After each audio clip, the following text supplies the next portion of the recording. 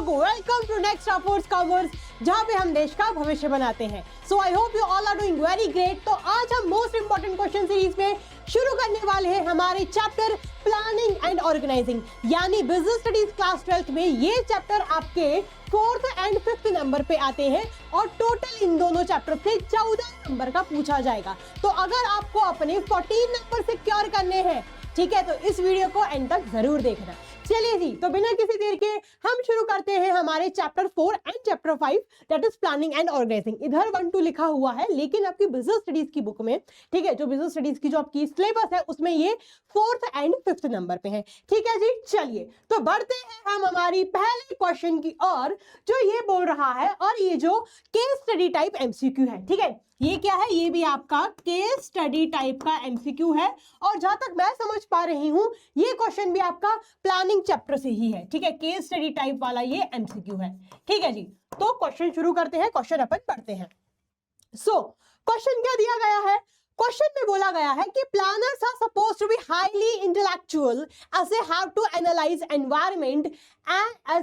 environment to make predictions regarding future, compare various alternatives and select the best। तो planners को काफी ज्यादा intellectual होना पड़ता है, यानी काफी उनको अपनी बुद्धि का इस्तेमाल करना पड़ता है, काफी उनको होशियार या बौद्धिक होना पड़ता है। ठीक है, अगर मैं प्रॉपर हिंदी में इसको बोलूं, बिकॉज उनको अपने बिजनेस एनवायरनमेंट को एनालाइज करना पड़ता है, देखना पड़ता है, कुछ प्रेडिक्शंस लगाने पड़ते हैं, ये देखना पड़ता है कि क्या हो सकता है, क्या नहीं हो सकता आने वाले फ्यूचर में। ठीक है, काफी सारे ऑल्टरनेटिव्स को, जो भी उनके सामने ऑल्टरनेटिव्स हैं, उनको कंपेयर करना पड़ता है कि कौन फायदेमंद है, कौन नुकसान देगा, क्या प्रोज एंड कॉन्स है, ये सब देखना पड़ता है और उनको उनमें से बेस्ट ऑप्शन को सिलेक्ट करना पड़ता है। तो बोले तो काफी दिमाग अपना दौड़ाना पड़ता है। अब आपसे क्वेश्चन में ये पूछा गया है, it is related to which feature of planning. अब आपसे ये पूछा गया है बेसिकली कि ये कौन सा प्लानिंग के फीचर से रिलेट कर रहा है।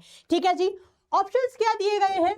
ऑप्शंस दिए गए हैं ये planning involves decision making, planning में डिसीजन मेकिंग आता है, प्लानिंग फॉरवर्ड लुकिंग है, प्लानिंग एक मेंटल एक्सरसाइज है, प्लानिंग या प्राइमरी फंक्शन ऑफ मैनेजमेंट है। तो बच्चों, डिसीजन मेकिंग जो उसमें हम करते हैं, बाकायदा बिल्कुल करते हैं, प्लानिंग फॉरवर्ड लुकिंग भी होता है, प्लानिंग मेंटल एक्सरसाइज भी है, प्लानिंग प्राइमरी फंक्शन भी होता है मैनेजमेंट का। लेकिन अगर मैं इसको अच्छे से पढ़ूं तो मेरे को ये समझ आ रहा है कि हमें यहां पर अपना दिमाग दौड़ाना पड़ता है। ठीक है, तो मैनेजर्स को अपने ब्रेन यूज करने पड़ते हैं, काफी सारी ब्रेनस्टॉर्मिंग यूज करनी पड़ती है, तो इसलिए ये एक मेंटल एक्सरसाइज कहलाता है। सो आपका सही ऑप्शन बनेगा कि प्लानिंग एक मेंटल एक्सरसाइज होती है। Is it clear? चलिए, तो ये क्वेश्चन आपका बेसिकली कहां पूछा गया था, ये ईयर्स में मेंशन नहीं है। ठीक है, अब हम नेक्स्ट क्वेश्चन की ओर बढ़ते हैं। तो जो नेक्स्ट क्वेश्चन है वो आपका सीबीएसई सैंपल पेपर 2021-22 में पूछा गया है। ठीक है, तो यार जरूरी नहीं है कि सारे क्वेश्चन जो आपके पास आएंगे, सारे एमसीक्यूज आपके पास जो आएंगे वो स्ट्रेट फॉरवर्ड वाले हैं। काफी सारे जो एमसीक्यूज होते हैं वो केस स्टडी वाली सीबीएसई पूछती है, इसको भी देख लो यार। ठीक है, तो ये बिल्कुल मत मान के जाना कि यार एमसीक्यूज तो सीधे सीधे आ जाते हैं, हम सीधे सीधे आंसर करेंगे, नहीं, उसको भी सीबीएसई केस स्टडी में पूछता है, उसको भी घुमा फिरा के पूछ सकता है। सो बी अवेयर, अच्छे से तैयारी करो। ठीक है, चलिए, तो क्वेश्चन क्या है? क्वेश्चन आपका ये है कि चेंजेस और events cannot be eliminated but they can be anticipated and managerial responses to them can be developed. यानी जो चेंजेस और जो इवेंट्स होने वाले होते हैं उनको तो हम कंप्लीटली एलिमिनेट नहीं कर सकते हैं, उनको तो हम जड़ से खत्म नहीं कर सकते हैं। ठीक है, लेकिन उनको एंटिसिपेट किया जा सकता है, लेकिन उसकी एक बार थोड़ा बहुत एंटिसिपेट, मतलब एक बार उनका अजम्पशन जरूर लगाया जा सकता है, और उनके लिए क्या ऐसा रिस्पॉन्स होगा उसके लिए मैनेजरियल रिस्पॉन्सेज भी डेवलप किए जा सकते हैं। ठीक है, तो अब आपसे ये पूछा गया है ये कौन सी इंपॉर्टेंस ऑफ प्लानिंग को हाईलाइट कर रहा है। ठीक है, तो ऑप्शंस क्या है? ऑप्शंस हमारे हैं कि प्लानिंग डिसीजन मेकिंग को प्रमोट करता है, फैसिलिटेट करता है, बोले तो प्रमोट करता है। ठीक है, प्लानिंग फॉरवर्ड लुकिंग है, या प्लानिंग डायरेक्शन प्रोवाइड करता है, या प्लानिंग अनसर्टेनिटी के चांसेस को कम करता है, अनसर्टेनिटी के रिस्क को क्या करता है, रिड्यूस करता है, बोले तो कम करता है। तो क्या बोला गया है, आप उनको जड़ से तो खत्म नहीं कर सकते हो, आप बदलावों को जड़ से खत्म नहीं कर सकते हो, लेकिन हाँ आप उनको एंटिसिपेट जरूर कर सकते हो, और कैसे उसके लिए रिस्पॉन्स करना है, ठीक है, रिस्पॉन्ड देना है, कैसे रिएक्ट करना है, इसके लिए भी आप अपने रिस्पॉन्स को अच्छे तरीके से डेवलप कर सकते हो। तो इसका सही आंसर क्या बनेगा? इसका सही आंसर बनेगा कि अगर एक मैनेजर ये सब कर रहा है तो वो अनसर्टेनिटी के चांसेस को रिड्यूस कर सकता है, काफी हद तक, ठीक है। कंप्लीटली खत्म नहीं कर सकता, लेकिन वही बात आ रही है कि कम जरूर कर सकता है। Is it clear? तो बेटा डिसीजन मेकिंग इधर हाईलाइट नहीं हो रहा है, ना ही ये फॉरवर्ड लुकिंग हाईलाइट हो पा रहा है, ठीक है, ना ही इधर ये बोला है कि वो डायरेक्शन कुछ प्रोवाइड कर रहे हैं। तो इसलिए हमारा सही ऑप्शन बनेगा डी, दैट इज कि प्लानिंग अनसर्टेनिटी के रिस्क को काफी अवॉइड करता है, ठीक है जी। चलिए बढ़ते हैं हम अब नेक्स्ट क्वेश्चन की ओर। नेक्स्ट क्वेश्चन क्या है? नेक्स्ट क्वेश्चन जो है आपका ये असर्शन रीजनिंग बेस्ड क्वेश्चन है, ठीक है। चलिए तो क्वेश्चन क्या है? क्वेश्चन आपका CBSE sample paper 2021-22 term first में भी पूछा गया है। असर्शन क्या बोल रहा है? असर्शन आपका ये बोल रहा है कि प्लानिंग फ्यूचरिस्टिक होती है। प्लानिंग क्या होती है? फ्यूचरिस्टिक होती है, बोले तो फॉरवर्ड लुकिंग होती है, जो फ्यूचर को देखती है, ठीक है। अब रीजन क्या बोल रहा है? रीजन ये बोल रहा है कि प्लानिंग फ्यूचर को कंसर्न करता है, फ्यूचर से रिलेटेड होता है, जो कि सर्टेन है, मतलब फ्यूचर सर्टेन है, ये बोल रहे हैं। और इसमें कोई भी फोरकास्ट नहीं करना पड़ता, इसमें कोई भी प्रोडक्शन वगैरह कोई भी विश्लेषण नहीं करना पड़ता, मतलब सब कुछ खुद ब खुद हो जाता है यार। क्या तो बात बोल रहे हैं। तो आपको लगता है कि क्या रीजन सही है? मेरे को तो लगता है बिल्कुल गलत है, ठीक है। तो इसका सही आंसर क्या बनेगा? इसका सही आंसर बनेगा कि असर्शन तो सही है, प्लानिंग फॉरवर्ड लुकिंग होता है, ये तो हमने बहुत अच्छे तरीके से पढ़ा हुआ है, लेकिन प्लानिंग फ्यूचर से कंसर्न करता है और फ्यूचर सर्टेन होता है, ये हमने कहीं नहीं पढ़ा। फ्यूचर आपका अनसर्टेन होता है, ठीक है, फ्यूचर आपका अनसर्टेन होता है और forecast and does not require forecast, और इसमें फोरकास्टिंग की रिक्वायरमेंट होती है। इधर ये बोला गया कि फोरकास्टिंग की रिक्वायरमेंट नहीं होती, तो ये गलत बात है जी, ठीक है। तो इसका सही आंसर क्या होगा? इसका सही आंसर होगा कि असर्शन तो हमारा सही है, लेकिन जो इसका जो रीजन है वो गलत है, ठीक है। इसलिए हमारा सही आंसर बनेगा सी। Is it clear? बहुत बढ़िया। चलिए जी अब हम नेक्स्ट क्वेश्चन की ओर मूव करते हैं। नेक्स्ट क्वेश्चन हमारा क्या है? नेक्स्ट क्वेश्चन जो हमारा है वो काफी बड़ा केस स्टडी टाइप है, ठीक है, और उससे एमसीक्यू पूछा गया है। तो देख लो बच्चों, जरूरी नहीं है कि आपको 2-3 मिनट में ही आपका एमसीक्यू बन जाए। कभी कभार इस तरीके से अगर क्वेश्चन पूछा जाएगा तो हो सकता है आपको 5 से 7 मिनट भी लग सकते हैं, ठीक है। तो क्वेश्चन को जरूर ध्यान से पढ़ना, ठीक है। चलिए तो क्वेश्चन दिल्ली 2022 में पूछा गया है। क्वेश्चन क्या है? केस स्टडी क्या है? केस स्टडी टाइप एमसीक्यू में आपसे ये पूछा गया है कि उत्तम Ayurvedic limited is established Indian company manufacturing organic consumer goods like toothpaste and shampoos। तो उत्तम आयुर्वेदिक लिमिटेड एक बहुत ही अच्छी Indian company, establish Indian company है, जो क्या बनाती है? ऑर्गेनिक मतलब नेचुरल टूथपेस्ट और शैम्पूज वगैरह बनाती है, ठीक है। It has planned to increase its share from 30% to 40% in market of organic products। उसने ये प्लान किया है कि वो 30 से 40% का मार्केट ग्रो करेगा ऑर्गेनिक प्रोडक्ट्स में, ठीक है। Other companies in the consumer goods industry have also launched these products with organic components। अब ये देख के कि भैया उत्तम आयुर्वेदिक कंपनी बढ़िया चल रही है, तो बाकी कंपनीज ने भी अपने ऑर्गेनिक प्रोडक्ट्स को लॉन्च करना शुरू कर दिया है, ठीक है जी। फिर क्या हुआ?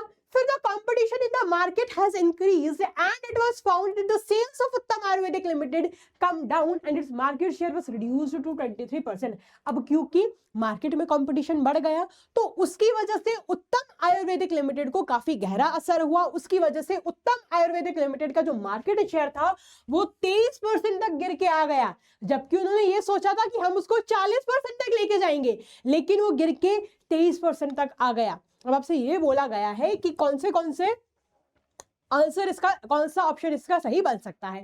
तो पहला ऑप्शन है कि प्लानिंग डायनामिक एनवायरनमेंट में काम नहीं करता, प्लानिंग टाइम कंज्यूमिंग है, प्लानिंग में बहुत खर्चा लगता है, planning overlapping and wasteful activities को रिड्यूस करता है। तो बेटा आप खुद बताओ, उत्तम आयुर्वेदिक लिमिटेड बढ़िया अपनी कोशिश कर रहा था, बहुत जद्दोजहद कर रहा था आगे बढ़ने की, ठीक है, लेकिन उसके कॉम्पिटिटर से देखा कि भाई ये आगे क्यों बढ़ रहा है, हम भी काम अच्छे तरीके से करेंगे। तो कॉम्पिटिशन हैवी होने की वजह से उत्तम आयुर्वेदिक लिमिटेड ने जो चाहा था, सारी जद्दोजहद करने के बाद भी वो वैसा नहीं हो पाया है। तो जो एनवायरनमेंट है वो काफी डायनामिक है, इट कीप्स ऑन चेंजिंग, है ना, इट रैपिडली ग्रोस। तो इसलिए हमारा सही आंसर बनेगा कि प्लानिंग डायनामिक एनवायरनमेंट में हमेशा काम नहीं कर पाती है। जरूरी नहीं है कि वो हर बार उसी तरीके से काम करे जिस तरीके से आपने सोचा है, बिकॉज जो एनवायरनमेंट है वो बहुत ही डायनामिक है, जो बिजनेस एनवायरनमेंट है।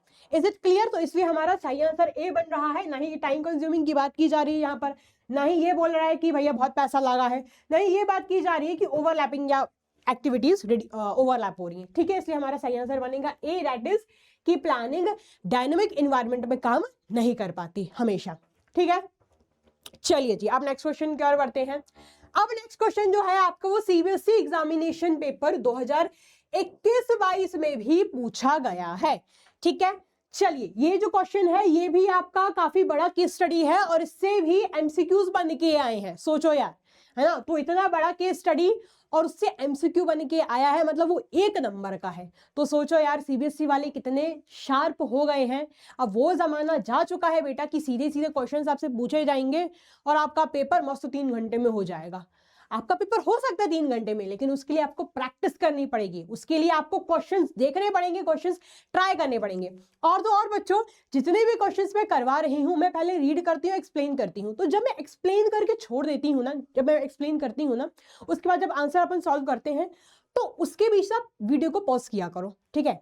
वीडियो को पॉज करके देखा करो आपसे वो आंसर बन रहा है या नहीं बन रहा। अगर बन रहा है तो तूने नंबर लिख लिया करो कि हाँ भैया ये मेरा सही चला गया, ये क्वेश्चन मेरा सही है।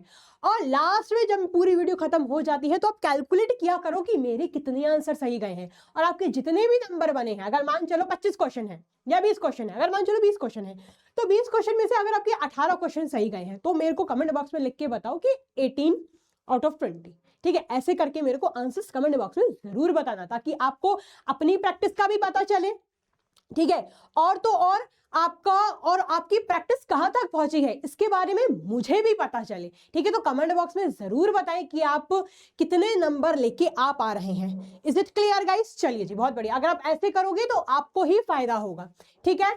चलिए, तो अब हम क्वेश्चन पढ़ते हैं। क्वेश्चन क्या बोला गया है? मेरी गंदगी बड़ी हो जाती है। चलो देखो, तो क्या क्वेश्चन बोला गया है? क्वेश्चन ये बोला गया है कि Ritu Kapoor has set up a bakery, bakes and cakes in Pune. Ritu Kapoor ने एक बेकरी सेट की है बेक्स एंड केक्स नाम से पुणे में। उसको ऑनलाइन ऑर्डर मिले हैं और उसने 5 लाख का रेवेन्यू कमाया है अपने पहले ही साल में, ठीक है। फिर क्या हुआ? She informed her employees about the target cakes from within the city and supplies them on the same day। वो क्या करती है? वो अपने एम्प्लॉइज को कितने केक्स का टारगेट मिला है उनके बारे में बताती है और उसी दिन जितने केक्स का ऑर्डर मिला है उन केक्स को सप्लाई भी कर देती है। फिर क्या हुआ जी? She set a target she would and asked them to contribute ideas to achieve the same। अब वो क्या करती है? टारगेट को सेट करने के लिए जो आइडियाज वगैरह हैं वो अपने एम्प्लॉइज से भी पूछती है बाकायदा, ठीक है। फिर क्या है? Ritu Kapoor has perform the first step in the process of the functions of management. अब रितु कपूर ने अपना मैनेजमेंट के पहले फंक्शन को परफॉर्म किया है। The next step to be performed is. अब पहला स्टेप तो रितु ने परफॉर्म कर दिया है, लेकिन उसके बाद कौन सा स्टेप आएगा आपको वो बताना है, ठीक है। क्या बोला गया है? फिर से एक बार पढ़ देती हूँ कि रितु ने अपना पहला स्टेप को तो यहाँ पर परफॉर्म कर दिया है, ठीक है। फंक्शंस ऑफ मैनेजमेंट की प्रोसेस में पहला, अरे यार मिटाना भाई, पहले स्टेप को तो परफॉर्म कर दिया है, लेकिन उसके बाद जो नेक्स्ट स्टेप होगा वो आपको बताना है। Is it clear? तो कौन सा है यार? अगर आपने प्लानिंग के स्टेप्स याद किए हुए हैं, मैं हमेशा बोलती आई हूं कि जब भी स्टेप्स की बारी आती है, जब भी प्रोसीजर की बारी आती है, आप कभी भी जंबल करके मत याद करो। मैंने अपने बैचेस में, है ना, क्या किया हुआ है? निमोनिक्स दिए हुए हैं ताकि बच्चों को आसानी हो याद करने में कि भैया हमें किस तरीके से याद करना है। बिकॉज अगर आप जंबल करके याद करोगे तो बहुत दिक्कत होगी। और सीबीएसई लिख के ले लो, सीबीएसई स्टेप्स में से पक्का 1 या 2 क्वेश्चन पूछती ही पूछती है। इस साल भी आपसे पूछा जाएगा। तो जितने भी स्टेप्स है, भले प्लानिंग के, भले ऑर्गेनाइजिंग के, भले स्टाफिंग के, जितने भी हैं यार, है ना, सबको सीक्वेंस में याद करना। बता देती हूँ, ठीक है। पूछेगी सीबीएसई, इसको भी लिख के ले लो। चलो जी, तो क्या बोला गया है कि पहले स्टेप के बाद जो स्टेप आ रहा है उसका आपको नाम बताना है। तो उसका नाम क्या है? उसका नाम है developing premises. That is developing premises हमारा सेकंड स्टेप होता है, ठीक है जी। Is it clear? बहुत बढ़िया, ठीक है। इसका मैंने निमोनिक बनाया था एस डाइसिफ, है ना, याद है ना? इधर लिख देती हूँ, चलो यार, एस डाइसिफ, ठीक है जी। चलिए जी,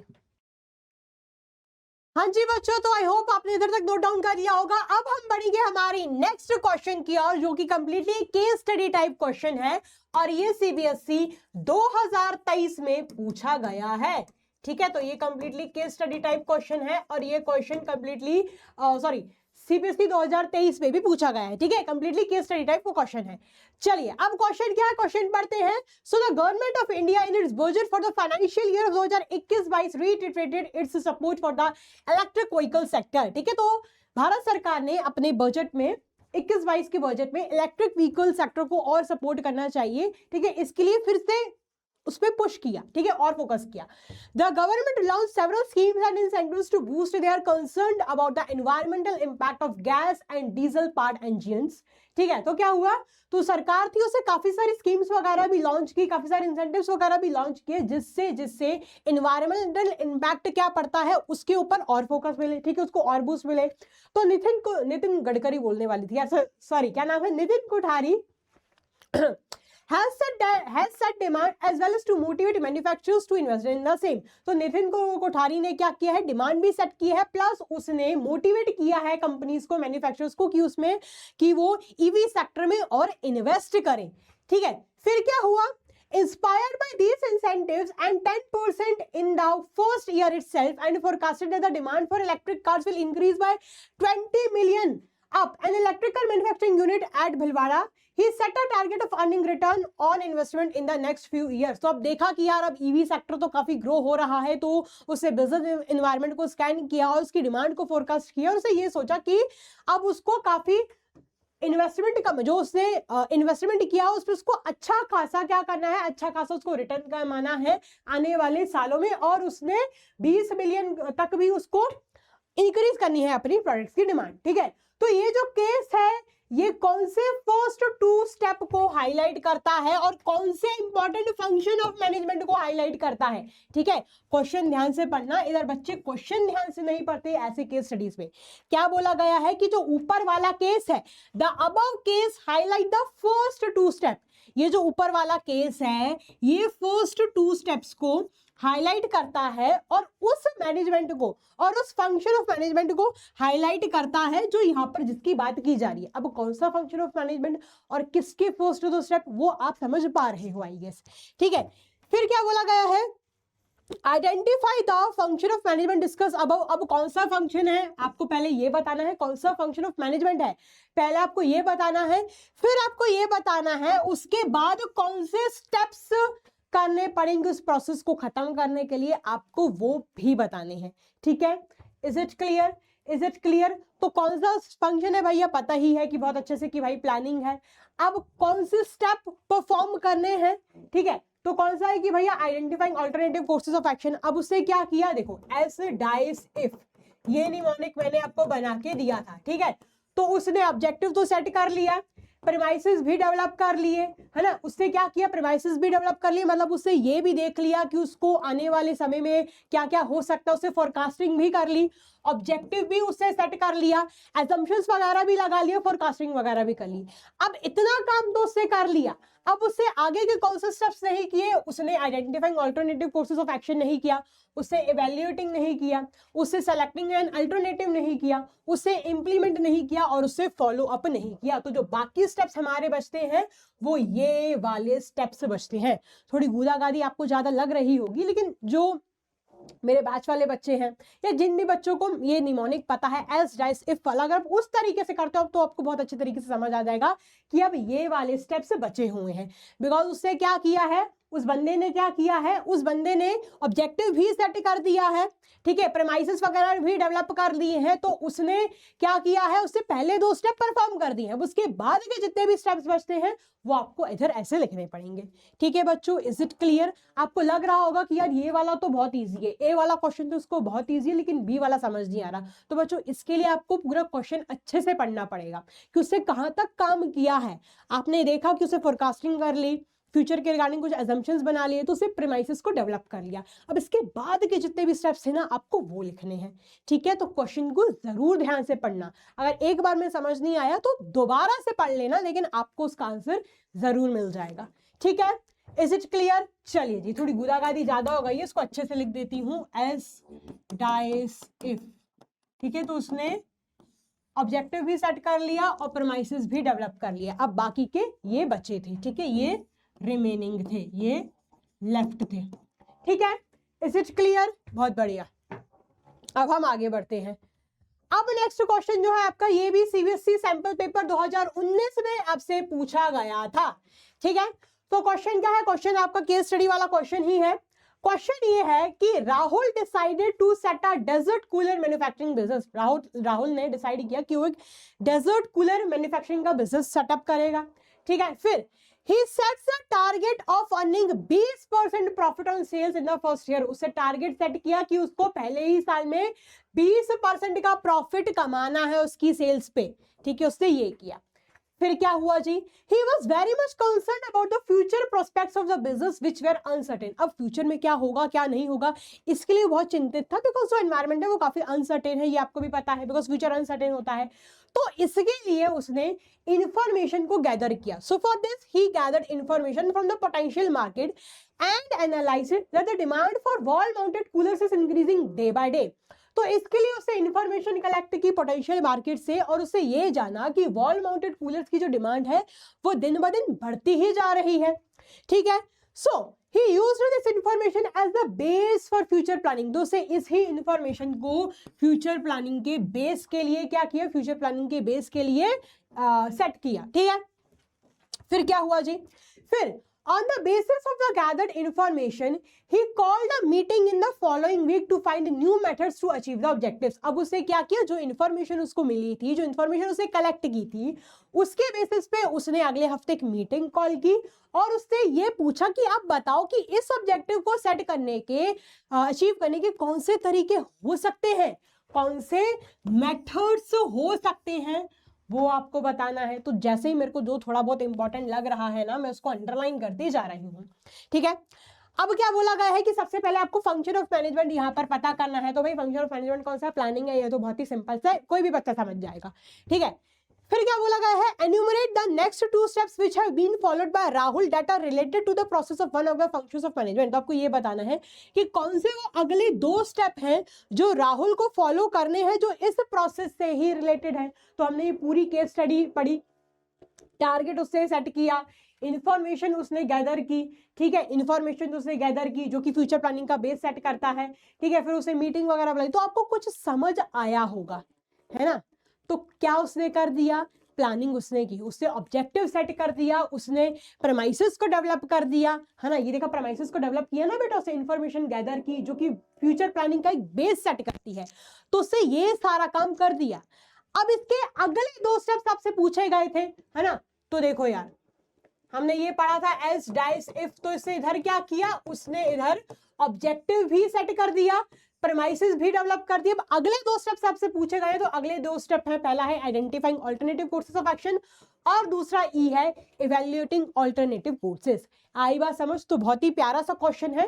पहले वाले का आंसर होगा ए, दैट इज प्लानिंग, एंड दूसरे वाले के जो आपको नेक्स्ट स्टेप 2 के स्टेप्स बताने थे वो है कि identifying alternative courses of action and evaluating alternative courses. Is it clear guys? चलिए जी, बहुत बढ़िया, बहुत बढ़िया। I hope this is clear to you all. अब हम नेक्स्ट क्वेश्चन की ओर बढ़ेंगे। नेक्स्ट क्वेश्चन क्या है, नेक्स्ट क्वेश्चन है, ये भी आपसे सीबीएसई 2024 में पूछा गया है। ठीक है जी, चलिए तो क्वेश्चन क्या है देखते हैं कि after studying entrepreneurship in class 12th Neel completed a baking course and started a bakery cakes and bakes. तो एंटरप्रेन्योरशिप पढ़ने के बाद, मतलब उसने क्लास 12th में एंटरप्रेन्योरशिप पढ़ी, फिर नील ने अपना एक बेकिंग कोर्स शुरू किया, मतलब बेकिंग कोर्स कंप्लीट किया और उसने अपनी एक बेकरी शुरू की केक्स एंड बेक्स के नाम से। ठीक है, he set a target of earning a modest 10% return on investment in the first year। उसने एक टारगेट सेट किया कि उसको शुरू के पहले साल में 10% का रिटर्न कमाना है। ठीक है, उसने जो इन्वेस्टमेंट किया है उस पे। फिर as he was supplying healthy bakery products the demand kept increasing। अब क्योंकि वो healthy bakery products सप्लाई कर रहा था, तो आजकल आपको पता ही है कि आजकल तो काफी अवेयर है, तो इसकी वजह से उसकी जो केक्स वगैरह की डिमांड थी वो काफी बढ़ी। ठीक है, तो क्या हुआ, तो जो डिमांड थी वो बढ़ती ही रही। अरे भाई मटर ना, ठीक है, देखो उसके भी अलग नखरे हैं यार। ठीक है, तो क्या हुआ, द डिमांड केप्ट इंक्रीजिंग। तो जो डिमांड थी वो बढ़ती ही रही। Cakes and bakes became a famous bakery in a year. तो जो केक्स एंड बेक्स था वो काफी प्रसिद्ध बेकरी बन गई एक साल के अंदर अंदर ही। ठीक है, he now wanted to develop a plan to define the direction and scope of cakes and bakes for the long run। तो उसको क्या करना है, उसको एक प्लान डिफाइन करना है, एक प्लान डेवलप करना है केक्स एंड बेक्स के डायरेक्शन और स्कोप के लिए, लंबे समय के लिए, लंबे लॉन्ग रन के लिए। आई बात समझ। तो उसने एक मार्केटिंग प्लान बनाया, ठीक है, ये डिसाइड करने के लिए कि क्या वो हायर प्राइस चार्ज कर सकता है अपने आरओआई को इंप्रूव करने के लिए, ठीक है, और कैसे अपने प्रोडक्ट्स को वो एडवर्टाइज कर सकता है। मतलब उसने ये जो सेट किया था, उस चीज का मैं नाम नहीं बताऊंगी वरना आप लोग समझ जाओगे, ठीक है। तो उसने ये जो टारगेट सेट किया था उसके लिए कैसे उसको अचीव करवाया जा सकता है, उसने ये सारी चीजें सोची कि क्या वो हायर प्राइस चार्ज कर सकता है, ठीक है, क्या वो कैसे वो प्रोडक्ट्स को एडवर्टाइज कर सकता है, तो उसने तरीके देखे। अब क्या बोला गया है, coating lines from the above para, इस अबव पैरा की लाइंस को कोट करके आपको आइडेंटिफाई करना है और दो प्रकार के प्लान्स जो यहाँ पर डिस्कस किए हैं उनको एक्सप्लेन करना है। तो बेटा हमने टाइप्स ऑफ प्लान्स में स्टैंडिंग प्लान, सिंगल प्लान्स पढ़े थे, हमें पढ़े हैं नहीं पढ़े, तो बस उन्हीं में से ये पूछा गया है, ठीक है। तो उसने टारगेट सेट किया, फिर कैसे उसको अचीव करना है उसके वो तरीके देखे। तो बेटा क्या होगा, ऑब्जेक्टिव, यानी उसने क्या किया, यानी उसने टारगेट सेट किया कि उसको भैया 10% का आरओआई कमाना है पहले साल में, ये देखो मैंने अंडरलाइन कर दिया था। फिर क्या हुआ, फिर स्ट्रैटेजी डेवलप करनी थी, तो स्ट्रैटेजी के लिए उसने प्लान डेवलप किया और कैसे उसको डायरेक्शन और क्या स्कोप रहेगा उसने लॉन्ग रन के लिए ये किया। तो बेटा देखो मैंने इधर ये भी अंडरलाइन किया था और ये भी सेम ही है, मतलब ये स्ट्रैटेजी का ही तरीका है, ठीक है। तो ये देखो जो आंसर निकल के आ रहा था उसको मैंने पहले ही अंडरलाइन कर दिया था। तो वैसे ही बेटा इसी अप्रोच को आपको पेपर में ही फॉलो करना है, जैसे ही आपको कुछ समझ आ रहा है तुरंत अंडरलाइन कर दो, ठीक है। चलिए जी, तो कौन से दो टाइप के प्लान्स बोले गए हैं, ऑब्जेक्टिव और strategy. Is it clear, objective काफी इजी है, स्ट्रैटेजी भी बता ही रहा है कि इसको लॉन्ग रन में आगे जाना है ना, और इससे ये तौर तरीके भी लिखे हैं कि कैसे वो कर सकता है ना, तो इसका आंसर होगा स्ट्रैटेजी, ठीक है जी। चलिए बहुत बढ़िया, चलिए इसको मैं रफ कर देती हूँ ताकि आप कंफ्यूज ना हो, ठीक है। चलिए बहुत बढ़िया, I hope this is clear to you all guys. अब हम नेक्स्ट क्वेश्चन की ओर बढ़ेंगे। नेक्स्ट क्वेश्चन ये मेरे को ऑर्गेनाइजिंग वाले पार्ट से अब लग रहा है, ठीक है। तो ये ऑर्गेनाइजिंग चैप्टर का एमसीक्यू वाला केस स्टडी एमसीक्यू है, ठीक है। ये क्वेश्चन भी जो है वो सीबीएसई सैंपल पेपर 2022-23 में पूछा गया है, ठीक है। सो क्वेश्चन क्या है, क्वेश्चन है Rishabh joined an entertainment company Avatar as a creative head. तो ऋषभ ने एक एंटरटेनमेंट कंपनी अवतार ज्वाइन की क्रिएटिव हेड की पोजीशन पे, ठीक है।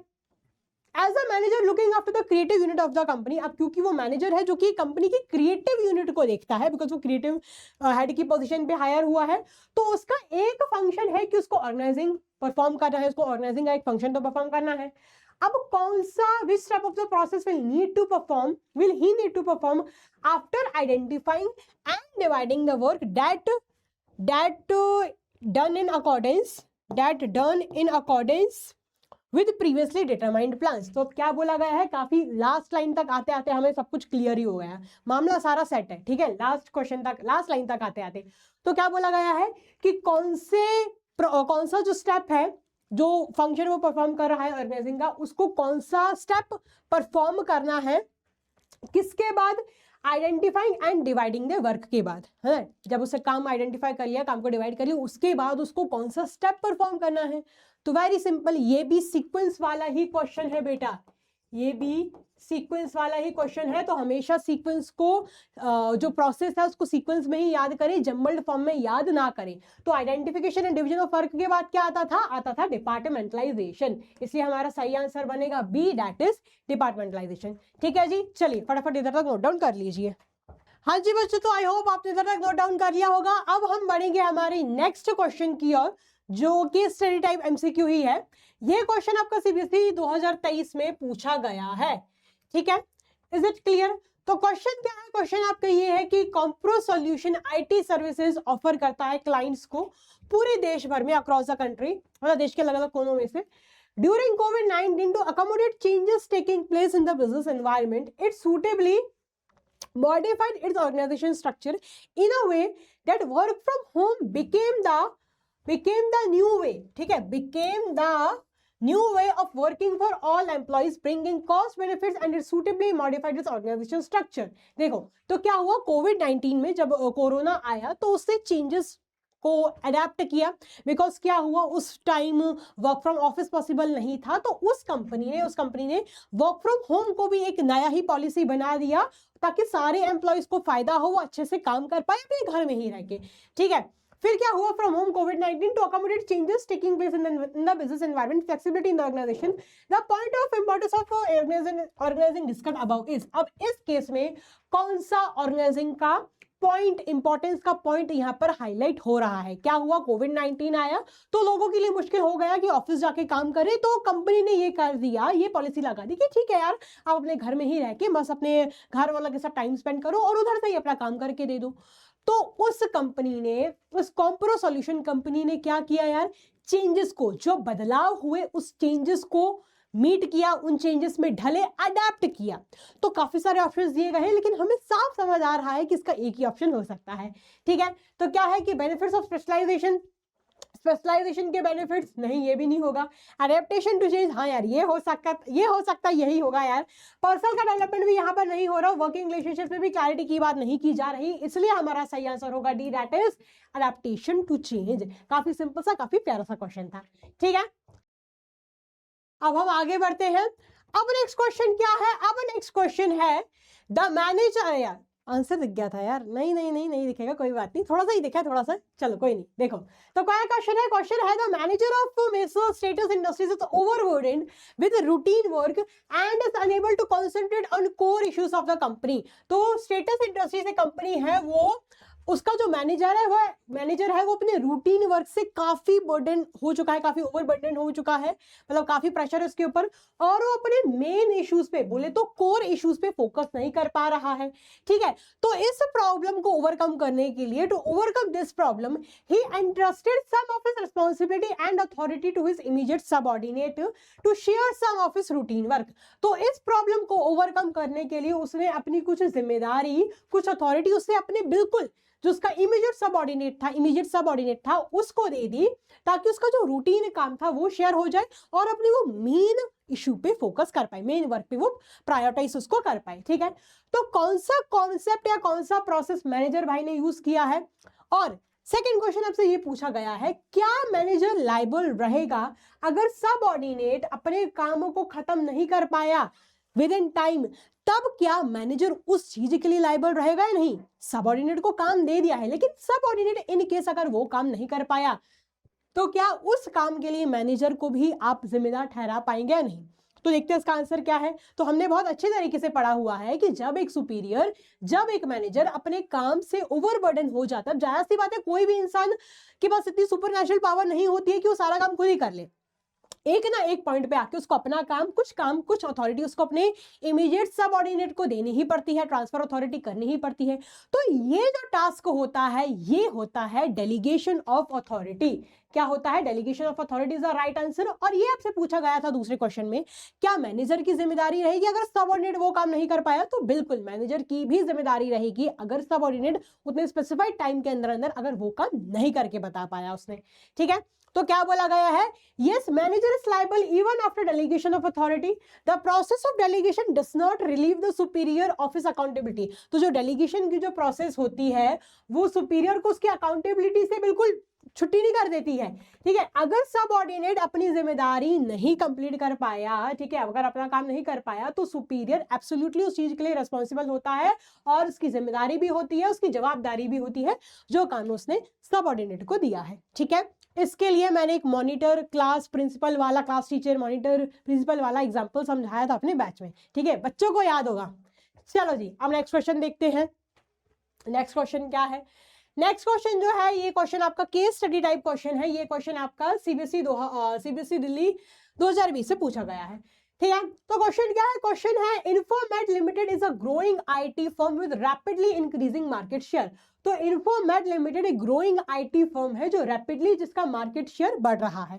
ठीक है, it has recently been awarded with the best organization to work in India 2019 and is the most sought after by job seekers। तो ये recently the best organization to work in 2019 द्वारा इसको ये वाला अवार्ड मिला है और ये जॉब सीकर्स द्वारा बहुत ढूंढी भी जाती है।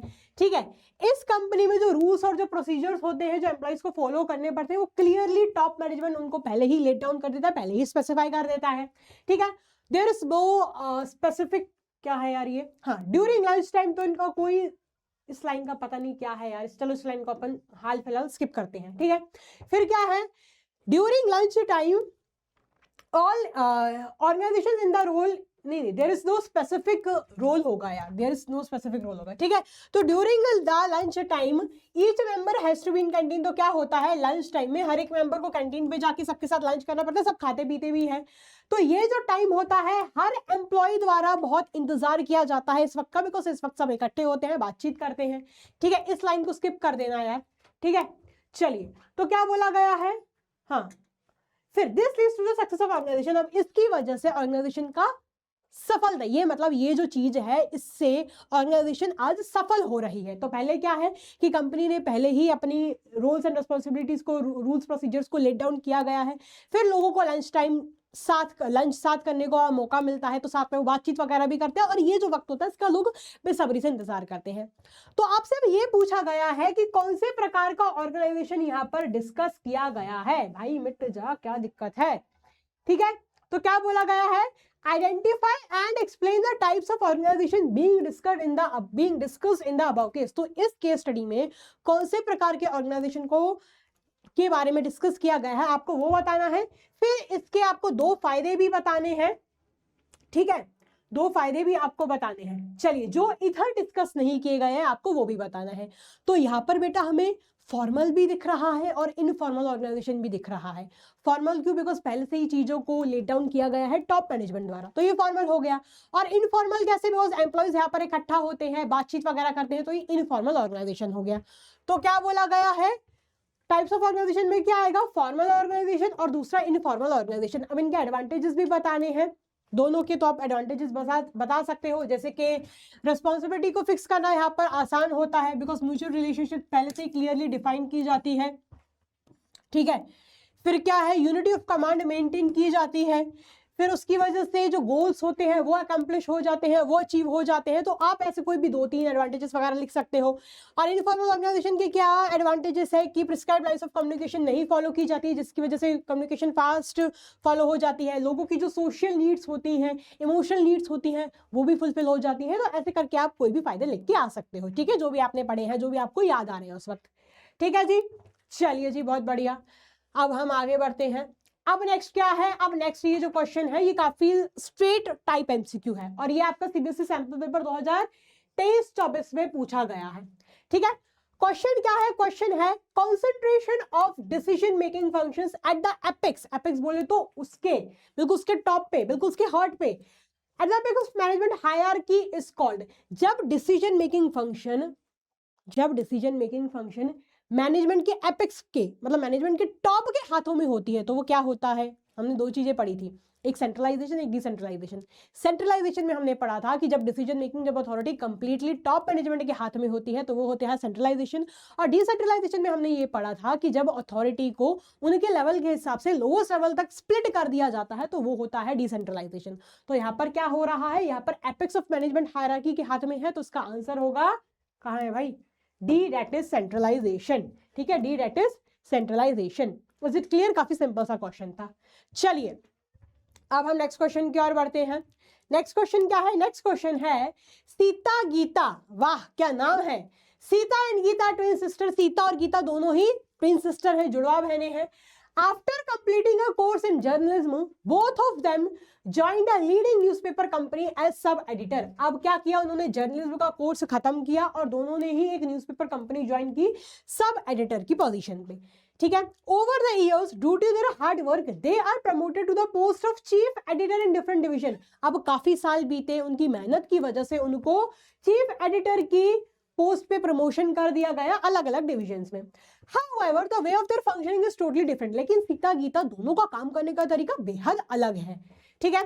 तो क्या है आगे, फिर क्या बोला है, हाँ, Sita believes in capabilities of our subordinates. Sita ये मानती है, सीता अपने सबऑर्डिनेट्स की कैपेबिलिटीज पे विश्वास रखती है, ठीक है।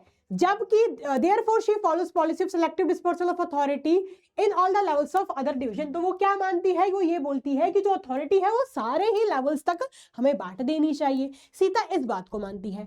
जबकि जो गीता है, on the other hand, Geeta prefers to function through strict control and retains all the decision making authority with herself। और जो गीता दीदी है, गीता क्या करती है, सारे के सारे डिसीजन मेकिंग, सारी की सारी अथॉरिटी उसी के हाथ में है। आई बात समझ। अब दोनों का प्रमोशन बिल्कुल कहाँ हो गया था यार, कौन सी पोजीशन, चीफ एडिटर की पोजीशन पे हुआ था, मतलब अच्छे लेवल पे हुआ था। अब जो सीता है वो अथॉरिटी को लोवेस्ट लेवल तक बांटती है, जबकि जो गीता है सारी का सारा कंट्रोल उसी के हाथ में है।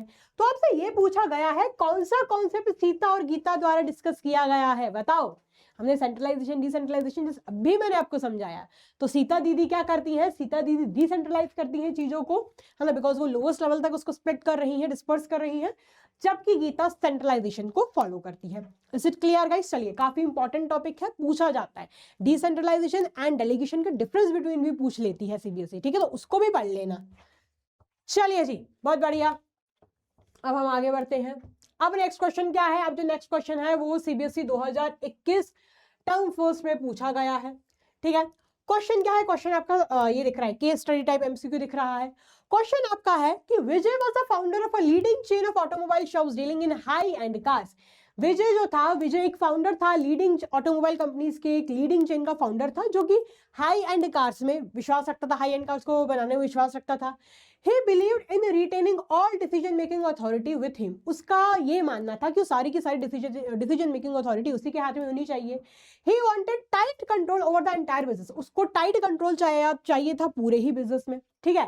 Getting overburdened with work, जब वो ओवरबर्डन हो जाता था अपने काम से, बिकॉज जाहिर सी बात है कोई भी इंसान इतना परफेक्ट नहीं होता कि सारा का सारा काम वो खुद ही संभाल पाए, ठीक है। फिर क्या होता है? He decided to focus on crucial decisions. उसे ये डिसाइड किया कि वो क्रूशियल डिसीजंस पे फोकस करेगा। He asked the vice president of his company to help him with routine matters. उससे अपने वाइस प्रेसिडेंट को बोला, कंपनी के वाइस प्रेसिडेंट को बोला कि वो अपने रूटीन मैटर्स में उसकी हेल्प करे, ठीक है। तो ये जो केस स्टडी है ये एक कॉन्सेप्ट को डिस्कस कर रही है। अब वो क्या है वो आपको ये बताना है। तो सबसे पहले हमें क्या पता चल रहा है कि ये जो विजय था वो डिसीजन मेकिंग अथॉरिटी सारी की सारी खुद रखता था, सारा का सारा कंट्रोल उसी के हाथ में था, है ना। तो क्या है यार, आपको कुछ समझ आ रहा होगा, एक कॉन्सेप्ट आपको इधर समझ आ गया होगा। फिर दूसरा क्या है, जब वो ओवरबर्डन होता है तो वो क्रूशियल डिसीजंस पर ही फोकस कर पाता है और अपने वाइस प्रेसिडेंट को बोलता है कि तू रूटीन मैटर्स में मेरी भाई मदद कर दे। अब दो चीजें यहाँ पर डिस्कस हो रही हैं, क्या है आपको बहुत अच्छे तरीके से आई समझ आ ही गया होगा, ठीक है। Centralization and delegation. सेंट्रलाइजेशन क्यों? बिकॉज वो सारी के सारी अथॉरिटी उसी के हाथ में। डेलीगेशन क्यों? बिकॉज जब वो ओवरबर्डन होता है तो अपने किसी वाइस प्रेसिडेंट वगैरह के साथ चीजों को शेयर करता है, ठीक है। इसलिए हमारा सही आंसर बनेगा सेंट्रलाइजेशन एंड डेलीगेशन। काफी अच्छा क्वेश्चन है ये भी, ठीक है जी। चलिए, I hope this is very clear to you all. अब हम बढ़ते हैं हमारी नेक्स्ट क्वेश्चन की ओर। नेक्स्ट क्वेश्चन क्या है? नेक्स्ट क्वेश्चन आपका सीबीएसई 2023 में ही पूछा गया है। नेक्स्ट क्वेश्चन आपका है resident welfare association RWA of Noida sector 15 decided to organize Diwali mela on the eve of Diwali. Resident welfare association RWA Noida की सेक्टर 15 में उसे डिसाइड किया कि वो दिवाली मेला ऑर्गेनाइज करेगी दिवाली के ईव पे, ठीक है, जब दिवाली आएगी। They listed all their activities to be done, group them as per their nature and assign the activities duties to different people of their association. उन्होंने क्या किया, सारी ही एक्टिविटीज को लिस्ट किया कि क्या क्या एक्टिविटीज करनी है, उनको ग्रुप किया नेचर के अकॉर्डिंग और एक्टिविटीज को अलग अलग पीपल को भी असाइन किया, ठीक है। आफ्टर कंप्लीशन ऑफ द मेला, जब मेला कंप्लीट हो गया, they found it was not a success. उनको ये पता चला कि ये जो हमने दिवाली मेला करने का सोचा था वो तो सक्सेसफुल हुआ ही नहीं यार, ठीक है। फिर क्या हुआ, while analyzing the reasons, the president of RWA found that mere allocation of work was not enough in the organization. तो जब उन्होंने पता किया कि क्यों हमसे गलती हो गई, क्यों हमारा प्लान सक्सेसफुल नहीं हो पाया, तो क्या हुआ, जो प्रेसिडेंट था RWA कंपनी का, उन्होंने ये पता किया कि सिर्फ काम को एलोकेट करना ही जरूरी नहीं था, ठीक है। उसने ये पता किया कि ऑर्गेनाइजिंग प्रोसेस का एक इंपॉर्टेंट स्टेप इस केस में मिसिंग था। अब कौन सा स्टेप मिसिंग है ये आपको पता करना है, ठीक है। तो बताओ कौन सा होगा, establishing authority and reporting relationship. Because उसे ड्यूटीज को भी असाइन कर दिया था, ठीक है, ड्यूटीज को भी उन्होंने बढ़िया असाइन कर दिया था, काम को भी डिवाइड कर दिया था, आइडेंटिफाई कर दिया था, है ना, अलग अलग डिपार्टमेंट्स बना के काम को भी उन्होंने डिवाइड कर दिया था। तो ये भी हो गया, ये भी हो गया, ये भी हो गया, लेकिन कौन किसके लिए काम करेगा ये तो बताया ही नहीं था ना यार। इसलिए हमारा राइट आंसर होगा B, that is establishing reporting relationships. Is it clear guys? चलिए, बहुत बढ़िया, है ना। अब इस केस में अक्सर बच्चे कंफ्यूज हो जाएंगे, बच्चे सोचेंगे कि सब तो कर लिया है, लेकिन अगर आप ध्यान से पढ़ोगे तो आपको पता चलेगा कि नहीं, एक स्टेप इधर अभी भी परफॉर्म नहीं किया गया और वो ये वाला था, ठीक है। क्लियर, बहुत बढ़िया जी। अब हम आगे बढ़ते हैं, अब हम नेक्स्ट क्वेश्चन की ओर बढ़ते हैं। नेक्स्ट क्वेश्चन है हमारा, ये भी हमारा केस स्टडी टाइप क्वेश्चन ही है। तो क्वेश्चन है, ड्यू टू स्प्रेड ऑफ कोविड-19 pandemic, employees of almost all the companies were working online from their homes. अब क्योंकि कोविड-19 पैंडेमिक फैला तो एम्प्लॉइज सभी कंपनीज के अपने घरों से काम कर रहे थे। 2022 में जब ज्यादातर कंपनी ने उनको ऑफिस बुलाया और ऑफलाइन काम करने को बोला, तो टाटा सॉफ्टवेयर लिमिटेड, पता नहीं क्या नाम है, ठीक है, टाटा, काफी स्टाइलिश सा नाम लग रहा है, Tata software limited still asked their employees to work from home. तो टाटा सॉफ्टवेयर लिमिटेड ने फिर भी बोला कि आप घर से ही काम करो, ठीक है। इसकी वजह से एम्प्लॉइज जो थे वो बोर हो रहे थे, बिकॉज घर में रह रहे के बोर हो जाएंगे, बीवी बच्चे परेशान कर रहे हैं, ठीक है। तो रिक्रिएशन के लिए उन्होंने क्रिकेट क्लब भी फॉर्म किया भाई, कि एम्प्लॉइज का मूड थोड़ा सही रहे। वो हर सैटरडे संडे उनकी ऑफिस बिल्डिंग के नीचे वाली ग्राउंड में मिलके खेला करते थे, बातें बातें किया करते थे। तो कौन से प्रकार का ऑर्गेनाइजेशन यहाँ पर डिस्कस किया जा रहा है वो आइडेंटिफाई करो, उसके बारे में बताओ, जो टाटा सॉफ्टवेयर लिमिटेड ने ऑप्ट किया है। तो इसका आंसर क्या होगा, ये क्वेश्चन भी आपका सीबीएसई 2023 में पूछा गया है, ठीक है। इसका आंसर क्या होगा, इसका आंसर होगा इनफॉर्मल ऑर्गेनाइजेशन। क्यों? बिकॉज यहाँ पर वो मस्त नीचे सैटरडे संडे को, हर सैटरडे संडे को मिलते हैं, रिक्रिएशन क्लब उनके लिए फॉर्म हुआ है, तो ये इनफॉर्मल ऑर्गेनाइजेशन यहाँ पर डिस्कस किया जा रहा है, ठीक है। क्लियर, बहुत बढ़िया। और इसको एक्सप्लेन भी कर देना, वो आप खुद ही कर देना, है ना, इसको एक्सप्लेन भी कर देना थोड़ा। चलिए जी, अब हम नेक्स्ट क्वेश्चन की ओर बढ़ते हैं। नेक्स्ट क्वेश्चन भी आपका सीबीएसई सैंपल पेपर 2021 में पूछा गया है, ठीक है।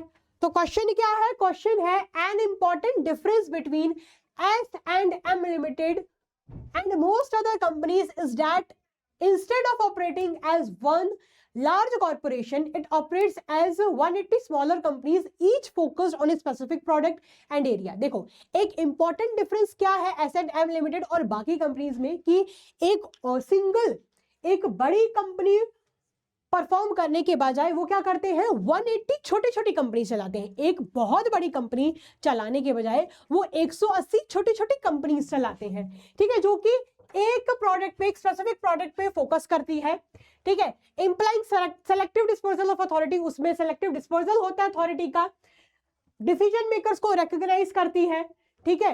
As decision making authority is pushed down the chain of command, because decision making नीचे चेन ऑफ कमांड तक पुश की जाती है। It enables a company to maintain short lines of communication, वो कंपनी को short lines of communication maintain करवाती है, फटाफट कम्युनिकेशन हो जाती है कस्टमर्स के साथ और एम्प्लॉइज के साथ, and accelerate the development of talent, और उसकी वजह से टैलेंट भी डेवलप होता है ना। तो कौन सी फिलॉसफी S&M लिमिटेड ने यहाँ पर फॉलो की है वो आपको बताना है, ठीक है। हायरार्की, अपने अपने हायरार्की लेवल्स पे, और इनके इंपॉर्टेंस के 5 पॉइंट्स भी आपको बताने हैं, ठीक है। तो इसका आंसर क्या होगा, इसका आंसर होगा डिसेंट्रलाइजेशन। डिसेंट्रलाइजेशन क्यों होगा यार, बिकॉज ये क्या कर रहे हैं, चीजों को अलग अलग बाइफरकेट क्या कर रहे हैं, अथॉरिटी को बिल्कुल पुश कर रहे हैं, चेन ऑफ कमांड में जो कमांड है, यूनिटी ऑफ कमांड है, बिल्कुल लोवेस्ट लेवल तक जा रहा है, अथॉरिटी बिल्कुल डिस्पर्स की जा रही है, तो डिसेंट्रलाइजेशन को फॉलो कर रहे हैं। अब जो इसके इंपॉर्टेंस के जो पॉइंट्स हैं 5 बोले गए हैं, 2 आपके लिए होमवर्क है, ठीक है, 2 आपके लिए होमवर्क है। 3 मैं समझा देती हूँ कि सबसे पहले सबऑर्डिनेट के बीच में इनिशिएटिव डेवलप होता है, सबऑर्डिनेट्स को ये लगता है कि हाँ यार हमसे भी काम करवाते हैं। फिर क्या है, फ्यूचर का मैनेजर टैलेंट अभी से डेवलप होता है। अगर मान लो कभी कल को जाके ऑर्गेनाइजेशन में पोजीशन खाली हुई किसी मैनेजर की, तो जो हमने मैनेजर्स रेडी किए हैं, जिनको अभी हमने ट्रेनिंग प्रोवाइड की है, जिनमें से जो बेस्ट पर्सन है हम उसको उठा के मैनेजर बना सकते हैं। मान चलो कोई सेल्स मैनेजर रिटायर हुआ और हमारे पास सेल्स पर्सन की कम से कम 50 लोगों की टीम है, उनमें से एक सेल्स पर्सन ऐसा था जो पिछले 15 साल से जुड़ा हुआ था, वो बहुत अच्छा काम करता है, तो हम उस सेल्स पर्सन को सेल्स मैनेजर बना सकते हैं, ठीक है। डिसीजन मेकिंग फटाफट होती है। सेंट्रलाइजेशन में आपको मुंह देखना पड़ता है कि कब ऊपर वाले टॉप मैनेजमेंट कोई डिसीजन बना के देंगे, लेकिन यहाँ पर डिसीजन मेकिंग फटाफट होता है, ठीक है। तो बाकी के जो 2 पॉइंट्स है वो आपके लिए होमवर्क है, ठीक है जी। चलिए, तो हमारा ये जो आज की जो वीडियो थी, जिसमें हमने प्लानिंग और ऑर्गेनाइजिंग दोनों ही चैप्टर्स को बहुत अच्छे तरीके से कवर किया। मेरे एक्सपीरियंस के अकॉर्डिंग जो क्वेश्चंस फिर से पूछे जा सकते हैं, जो इंपॉर्टेंट है, वो आपके लिए मैं लेके आई हूं। अगर इसके अलावा आप कुछ और करना चाहते हो तो ठीक है, और अच्छी बात है, बहुत अच्छी बात है, लेकिन ये भी जो वीडियोस मैं आपके लिए बना रही हूं वो भी मोर देन इनफ है। मैं फिर से बोलूंगी, अगर आपका रिवीजन हो चुका है, अगर आपका सिलेबस वगैरह कंप्लीट है, अगर आपने क्वेश्चन प्रैक्टिस नहीं की, तो जो मैं सीरीज में जो क्वेश्चंस करवा रही हूं, अगर आप बस वही देखते हो तो भी आपके 80 में से 80 आ सकते हैं बिजनेस स्टडीज में। ठीक है जी, तो आई होप आपको ये वीडियो बहुत अच्छी लगी होगी। मिलेंगे अब हम नेक्स्ट वीडियो में। Till the time take care, keep working hard. Thank you so much, God bless you, love you all, take care, tata, bye bye.